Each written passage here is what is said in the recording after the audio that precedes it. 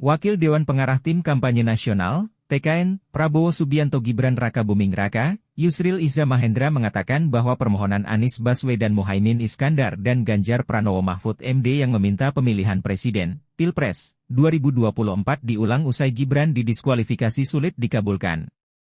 Diketahui, kubu Anies dan Ganjar sudah resmi melayangkan gugatan sengketa Pilpres ke Mahkamah Konstitusi, MK.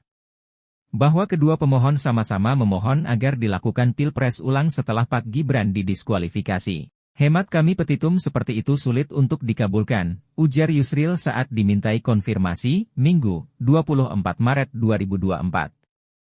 Yusril menjelaskan, jika Gibran didiskualifikasi, maka Pilpres ulang akan bersifat menyeluruh, yakni mulai dari tahap awal pencalonan Presiden dan Wakil Presiden. Dia juga mengingatkan bahwa pelaksanaan Pilpres juga tidak mungkin parsial, tetapi diulang di seluruh tanah air. Namun, mekanisme itu tidak dikenal dalam Undang-Undang, UU, tentang Pemilihan Umum, Pemilu. UU Pemilu kita, UU Nomor 7 Tahun 2017 dengan segala perubahannya, tidak mengenal Pilpres ulang secara menyeluruh seperti itu. Kalau secara parsial mungkin. UU Pemilu kita hanya mengenai Pilpres putaran kedua kalau belum ada pemenang pada putaran pertama, kata Yusril. Pilpres ulang secara menyeluruh yang dijadikan petitum itu, tidak ada landasan hukumnya. Baik dalam UUD 45 maupun dalam UU Pemilu, ujarnya.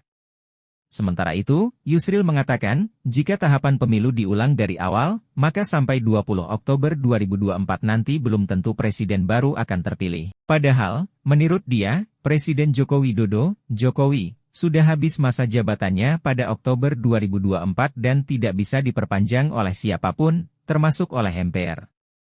Hal-hal semacam ini perlu menjadi bahan perhatian kita bersama dalam membangun bangsa dan negara, kata Yusril.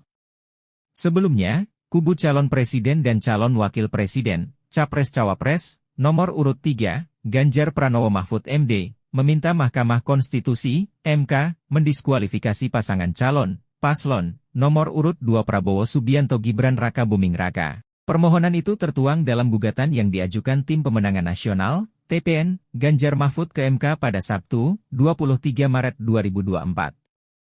Pihak Ganjar dan Mahfud MD menggugat keputusan Komisi Pemilihan Umum, KPU, RI yang menyatakan Prabowo Gibran sebagai pemenang Pilpres 2024. Deputi Bidang Hukum TPN Ganjar Mahfud, Todung Mulya Lubis mengatakan, pasangan Prabowo Gibran melanggar hukum sejak mereka mendaftar ke KPU RI diantaranya meliputi batas usia minimal Capres-Cawapres. Itu sebetulnya sudah dikonfirmasi oleh MK-MK, Majelis Kehormatan MK, dan terakhir oleh DKPP, Dewan Kehormatan Penyelenggara Pemilu, DKPP, ujar Todung saat ditemui di MK, Jakarta, Sabtu.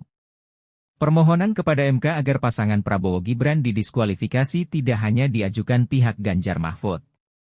Paslon nomor urut 1 Anies Baswedan dan Muhaimin Iskandar juga menetapkan target yang sama, yakni Prabowo Gibran diskualifikasi.